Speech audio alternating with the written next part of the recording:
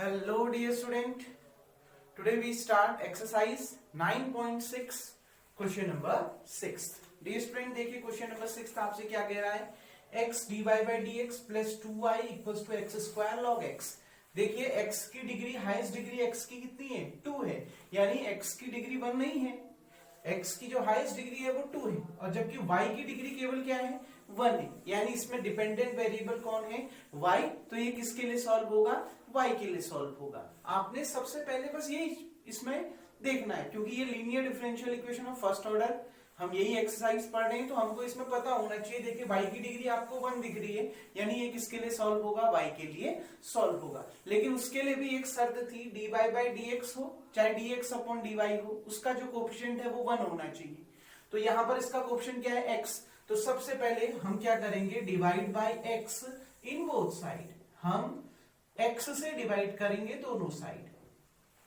तो x को हमने x से डिवाइड किया तो यहां बच गया केवल dy by dx plus 2 upon x into Y equals to इस x को हमने x स्क्वायर को जब हमने x से डिवाइड किया तो एक x से एक x कैंसिल, कितना हो गया x log x. समझ में आ रहा है बच्चों हमने कैसे किया. ठीक, हमने x से डिवाइड किया, x से x कैंसिल, यहाँ 2 अपॉन x, यहाँ x स्क्वायर अपॉन x, एक x से एक x कैंसिल तो x log x. क्योंकि हमें साफ पता चल रहा है y की वैल्यू, y की जो डिग्री है वो कितनी है 1, यानी यहाँ डिपेंडेंट वेरिएबल कौन है y, यानी ये किसके लिए सॉल्व होगा y के लिए. तो हम इसको कंपेयर किससे करेंगे, comparing dy by dx plus py equals to q. क्योंकि यहाँ डिपेंडेंट वेरिएबल y है तो ये y के लिए सॉल्व होगा तो dy by dx. तो देखिए y का कोएफिशिएंट p, इधर पर y का कोएफिशिएंट 2 अपॉन x, तो p इक्वल्स टू कितना 2 upon x equals to q equals to कितना बच्चों ये x log x. अब देखिए नाउ सबसे पहले हमने इसमें क्या निकालना है if क्या होता है e की power p dx integration of p dx. dx क्यों, डिफरेंशिएशन x के रिस्पेक्ट में तो इंटीग्रेशन भी x के रिस्पेक्ट में. e की पावर p कितना बच्चों 2 अपॉन x, यहां पर dx देखिए 2 कांस्टेंट है बाहर आ गया, कितना बचा 1 अपॉन x dx. देखिए 1 अपॉन x का इंटीग्रेशन होता है log x. अभी आप e और log को कैंसिल नहीं कर सकते, क्यों, क्योंकि यहां log x log और e के बीच में क्या आ रहा है बच्चों 2 आ रहा है. तो पहले ये 2 को हटाइए. आपने एक प्रॉपर्टी पढ़ी है क्या, n log m equals to log m की पावर n, यानी ये 2 इसकी कहां चला जाएगा x की पावर में चला जाएगा. तो हम क्या लिख सकते हैं e की पावर log x स्क्वायर. अब देखिए e और log, e की पावर में अगर log हो तो e और log आपस में कैंसिल हो जाते हैं, तो ये e और log कैंसिल हो गया, बच गया कितना x स्क्वायर. तो बच्चों if कितना निकल के आ गया x स्क्वायर. कोई डाउट. अब देखिए अब आगे बढ़ते हैं. नाउ सॉल्यूशन क्या होता है हमें पता है, जब हम y के लिए सॉल्व करते हैं तो फॉर्मूला बनता है y into if equals to integration q into if dx plus c.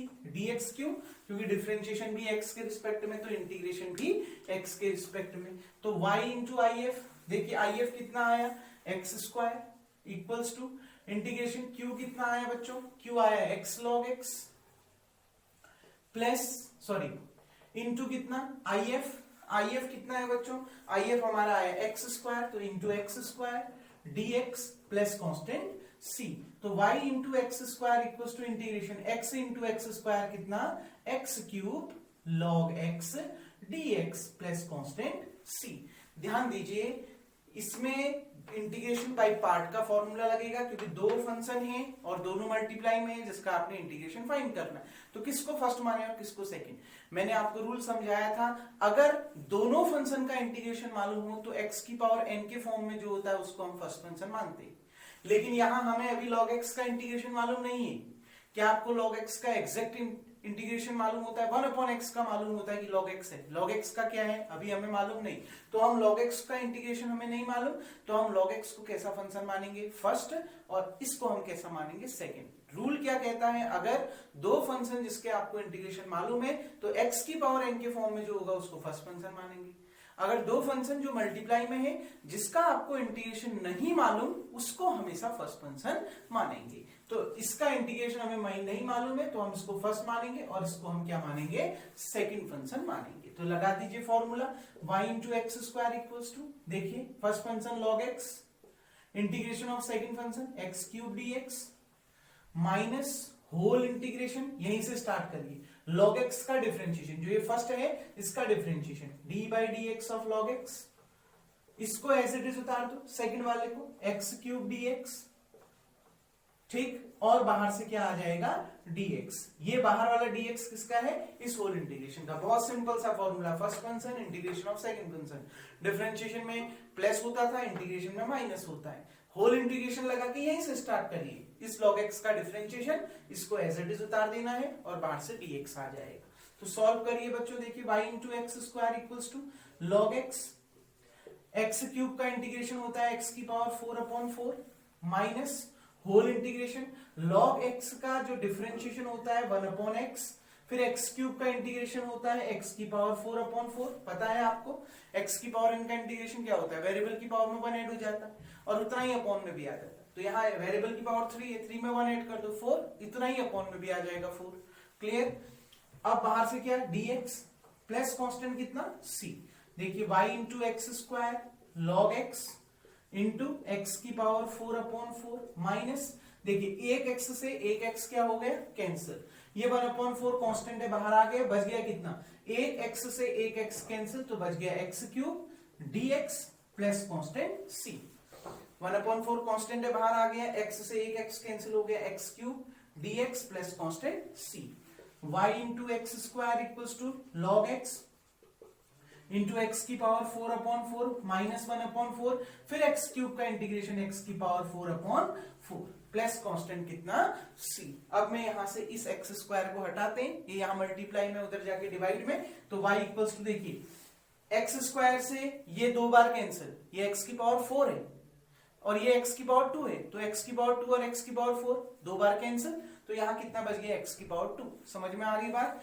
तो यहाँ पर हमने लिख दिया x की पावर 2/4 log x, कैसे आया, समझ में आया, ये यहाँ मल्टीप्लाई में, इधर जाके डिवाइड में, x की पावर 2 से ये 2 बार कैंसिल, तो बच गया x की पावर 2/4 log x, कोई डाउट, माइनस 1/4 ऐसे ही रहा, फिर वही देखिए x की पावर 2 से ये 2 बार कैंसिल, इसमें x की पावर 4 है, यानी x की पावर 2 से x की पावर 2 कैंसिल, तो अब यहाँ पर कितना बच गया x की पावर 2, तो यहाँ पर लिख दिया हमने x की पावर 2, अपॉन में 4 है, 4 4 जा 16, तो हम इसको 16 कर देते हैं, प्लस ये एक्स स्क्वायर यहाँ मल्टीप्लाई में, उधर जाके डिवाइड में, तो c/x का स्क्वायर। कोई डाउट नहीं है स्टूडेंट, देखिए सिंपल, एक्स स्क्वायर से ये 2 बार कैंसिल, तो x square upon 4 log x minus 4 4 जा 16, 1/16, एक्स स्क्वायर से ये 2 बार कैंसिल, तो एक्स स्क्वायर, ठीक, प्लस c अपॉन कितना एक्स स्क्वायर। तो डियर स्टूडेंट, ये आपका क्वेश्चन था, क्वेश्चन नंबर 6। उम्मीद करता हूं ये क्वेश्चन आपको समझ में आ गया होगा, वीडियो को पॉज करके आप इतना उतार लेंगे। नाउ डियर स्टूडेंट, देखिए क्वेश्चन नंबर 7 की ओर बढ़ते हैं। क्वेश्चन नंबर 7 आपसे क्या कह रहा है, देखिए x log x dy by dx plus y equals to 2/x log x, ये किसमें एक सिंपल, एक सिंगल आपको डिपेंडेंट वेरिएबल दिख रहा है y, जिसकी डिग्री 1 है, बाकी x बहुत बार है, log x अपने आप पर एक फंक्शन है, तो अब आप x की डिग्री आप डिफाइन नहीं कर पाओगे यहाँ पर, क्योंकि log x अपने आप पर एक क्या है फंक्शन, हमने y की डिग्री डिफाइन कर दी, y की डिग्री कितनी है 1 आ रही है ना बस में, तो y की डिग्री 1 है, यानी ये क्या है डिपेंडेंट वेरिएबल है, क्योंकि linear differential equation of first order में क्या होता है, उसमें डिफरेंशियल इक्वेशन यानी dy by dx हो चाहे dx upon dy हो, उसका ऑर्डर क्या होगा 1 होगा, वो एक ही बार डिफरेंशिएट होगा, और उसमें जो डिपेंडेंट वेरिएबल होगा उसकी डिग्री क्या होगी 1 होगी। ऐसे डिफरेंशियल इक्वेशन को हम क्या कहते हैं, linear differential equation of first order कहते हैं। तो ये linear differential equation of first order है, इसमें y की डिग्री 1 है, तो डिपेंडेंट वेरिएबल y है, तो ये किसके लिए सॉल्व होगा, y के लिए, मतलब ये इक्वेशन बिल्कुल सही है, बस एक ही गलती है, एक ही मतलब इसमें प्रॉब्लम है क्या, dy by dx का कोएफिशिएंट क्या है x log x, हमें उसका कोएफिशिएंट क्या चाहिए 1, तो हम क्या करेंगे बच्चों, divide by x log x in both side, दोनों साइड हम x log x से डिवाइड कर देंगे, क्योंकि x log x एक्स्ट्रा है यहाँ पर dy by dx के साथ, तो x log x से x log x क्या हो जाएगा कैंसिल, तो बच गया यहाँ पर dy by dx, plus y को हमने x log x से डिवाइड कर दिया, तो y upon x log x, इसको बच्चों में ये लिख सकता हूँ 1 into y upon x log x लिख सकते हैं ना, y लिखूं चाहे 1 इंटू y लिखूं, बात एक ही, इक्वल्स टू देखिए 2 log x को जब आप log x से डिवाइड करोगे तो log x से log x कैंसिल, अपॉन में एक x आ जाएगा और x ऑलरेडी है तो x इंटू एक्स कितना x स्क्वायर, तो 2 अपॉन एक्स स्क्वायर। समझ रहे हैं? देखो यहां पर है 2 अपॉन एक्स log x, आप इसको x log x से डिवाइड कर रहे हैं तो x log x से आपने इसको डिवाइड कर दिया, log x से log x cancel, x into x कितना x स्क्वायर, तो 2 अपॉन एक्स स्क्वायर। तो देखिए इसकी हम कंपेयर करें बाय कंपेयरिंग, किसके साथ कंपेयर करेंगे, हमें पता है y के लिए हमने इसको सॉल्व करना है तो हम इससे कंपेयर करेंगे dy by dx plus P Y equals to q। y के लिए सॉल्व करना है, कैसे पता चल रहा है, क्योंकि y की जो डिग्री है वो 1 है, यानी वो डिपेंडेंट वेरिएबल है, तो y के लिए हम इसको सॉल्व करेंगे। तो देखिए बच्चों ध्यान से, अब हम इसको कैसे सॉल्व करें, देखिए p इक्वल्स टू y का कोशेंट p, यहां पर y का quotient 1 upon x log x, ठीक।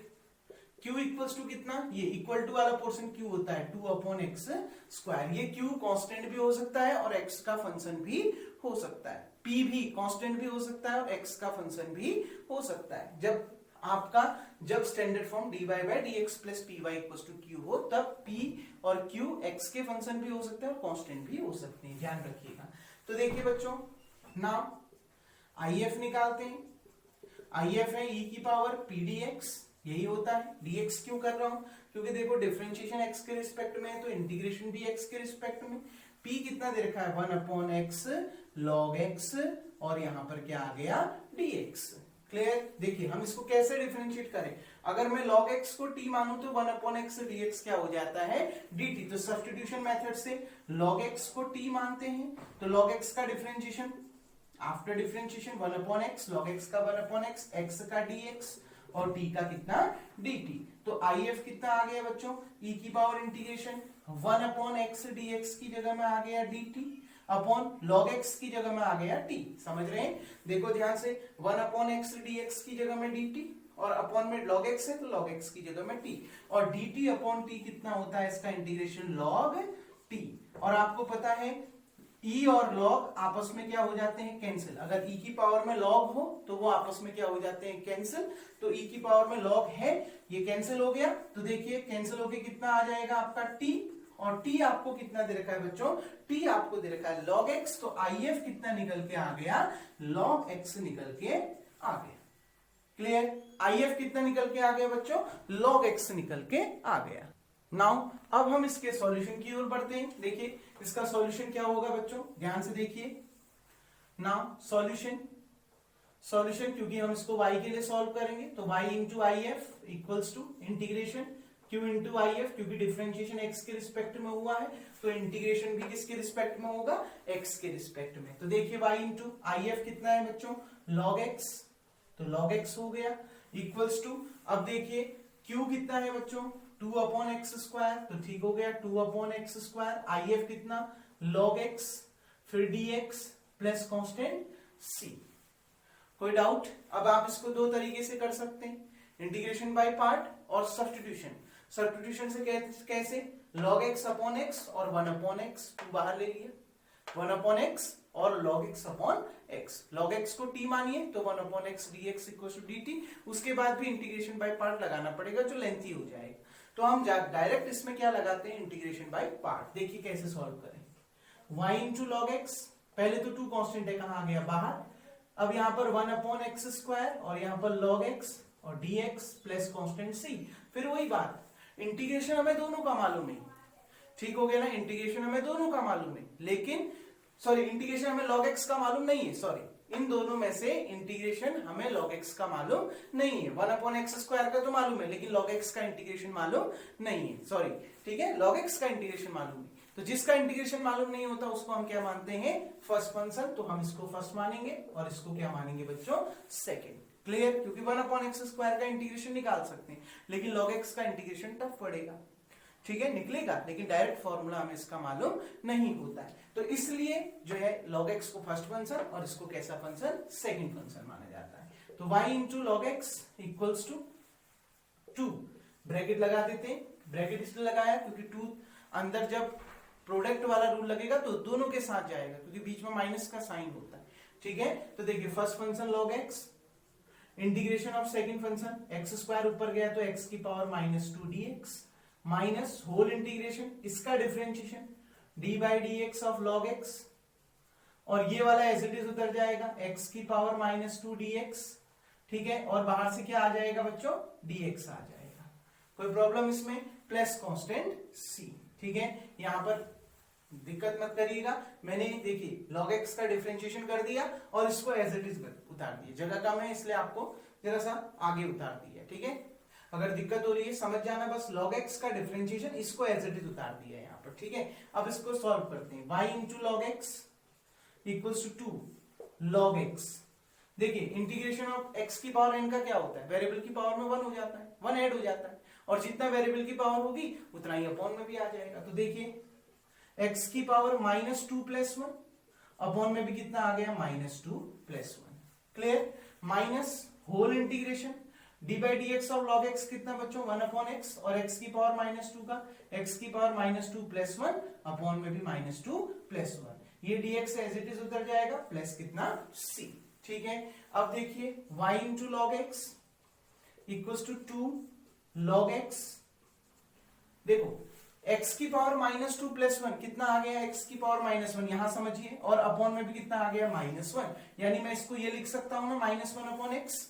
देखो x की पावर -1 अपॉन -1, तो ये x की पावर -1 नीचे गया तो x बन गया, तो हम इसको क्या लिख सकते हैं, -1/x लिख सकते हैं, कोई प्रॉब्लम नहीं, ठीक है, समझ रहे होंगे आप, ठीक है। तो x की पावर -2 + 1 अपॉन -2 + 1 को हमने लिख दिया -1/x, -1/x। देखिए फिर से इसको हम ये लिख चुके हैं ना -1/x, तो लिख दीजिए -1/x, बाहर से कितना dx प्लस कांस्टेंट कितना c, तो y into log x equals to 2 अंदर गया बच्चों, 2 log x, देखो ये माइनस माइनस मैंने पहले लिख दिया, अपॉन में कितना x लिख सकता हूं, log x upon x, minus है तो minus log x upon x लिख दिया, 2 अंदर गया तो कितना आ गया, -2 log x upon x, minus minus plus 1/x² dx plus constant c।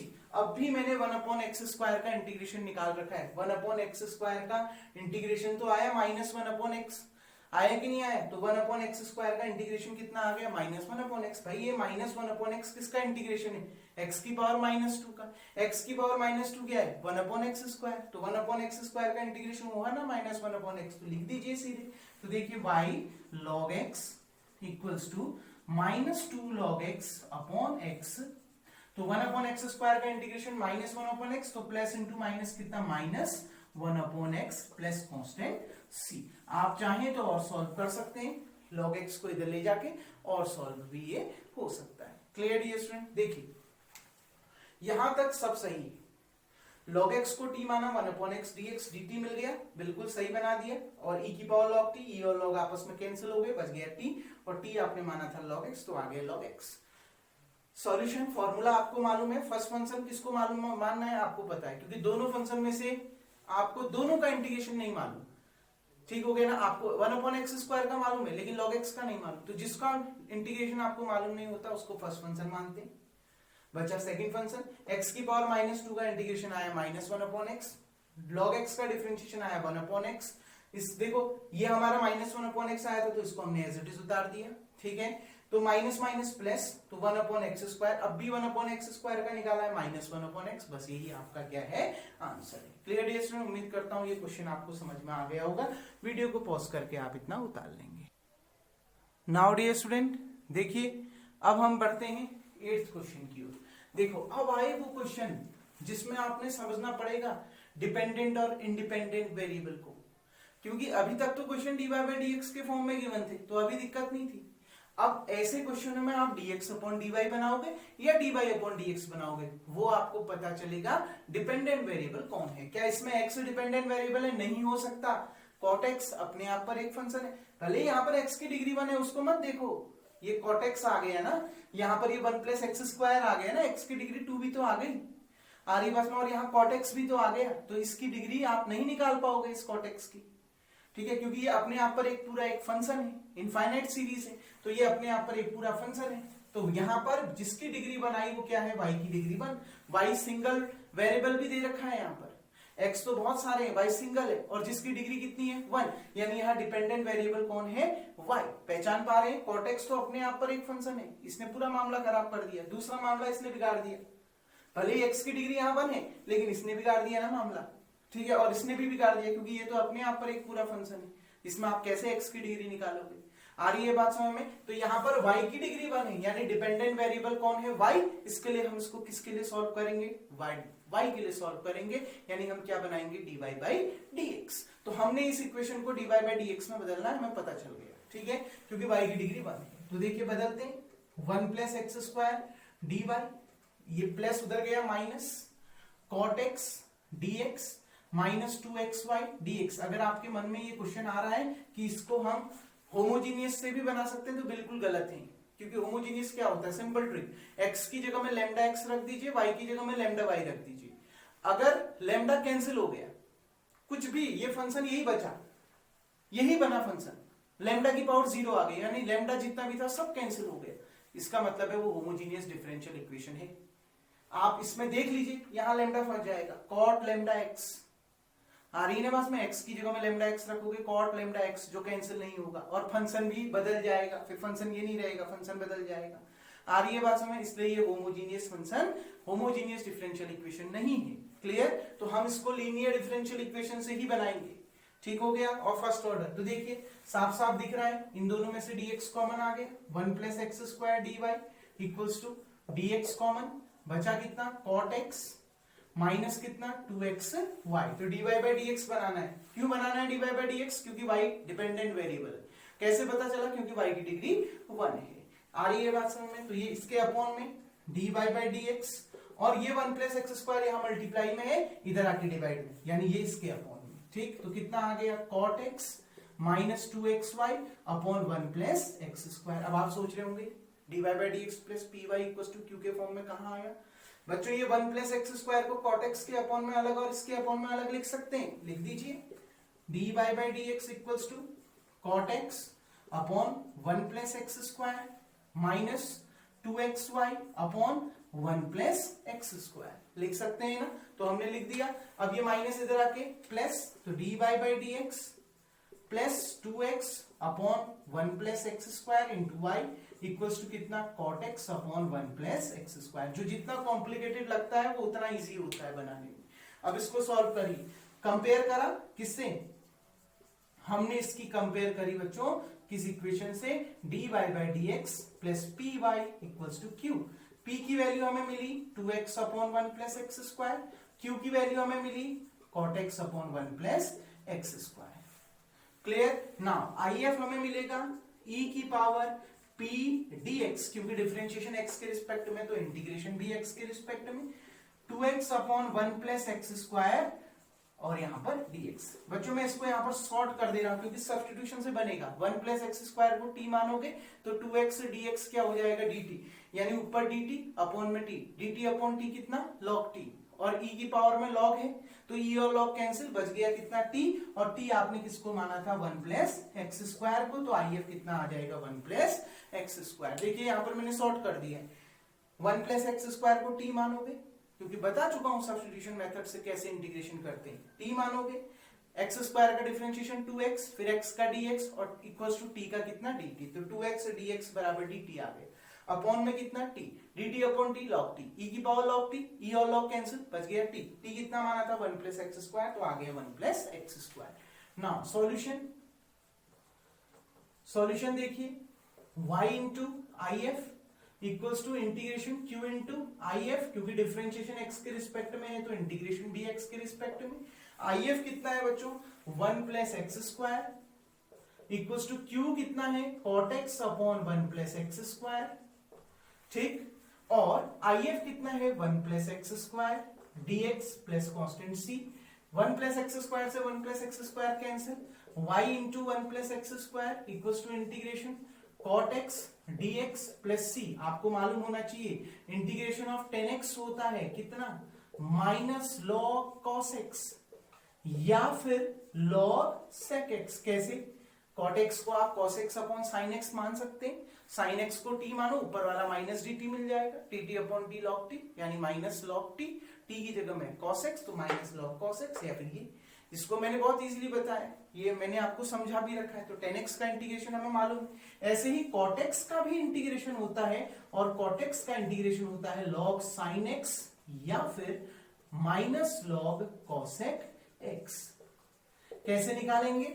cot x को हम लिख सकते हैं cos x upon sin x, sin x को t मानोगे तो cos x dx मिल जाएगा dt, dt upon t log t, t हमने sin x को माना था तो log sin x आ गया, और log m equals to minus log 1 upon m होता है, तो बिल्कुल 1 upon sin x cos x होता है, तो माइनस log cosec x हो गया। क्लियर? तो बहुत सिंपल है इसका इंटीग्रेशन, ये फॉर्मूले आपको याद होने चाहिए, और बता भी रखे हैं कैसे हमने इसको करना है। ठीक है, हमने इसका इंटीग्रेशन में डिस्कस कर रखा है। ठीक है डियर स्टूडेंट, तो देखिए y into 1 plus x square equals to cot x का इंटीग्रेशन कितना हो गया, log sin x plus constant कितना c। अगर आप आगे सॉल्व करना चाहें करें, 1 प्लस एक्स स्क्वायर को अपॉन में ले जाएं, नहीं करना चाहते हैं इतने में छोड़ें, कोई प्रॉब्लम नहीं। इसमें उम्मीद करता हूं ये क्वेश्चन समझ में आ गया होगा। और कैसे हमें पता चला हमने y के लिए सॉल्व करना है, क्योंकि y डिपेंडेंट वेरिएबल है, उसकी डिग्री कितनी है 1। डियर स्टूडेंट, अब जो रिमेनिंग क्वेश्चन है हम नेक्स्ट वीडियो में देखेंगे, तब तक के लिए थैंक यू। इस क्वेश्चन को आप वीडियो को पॉज करके उतार लेंगे।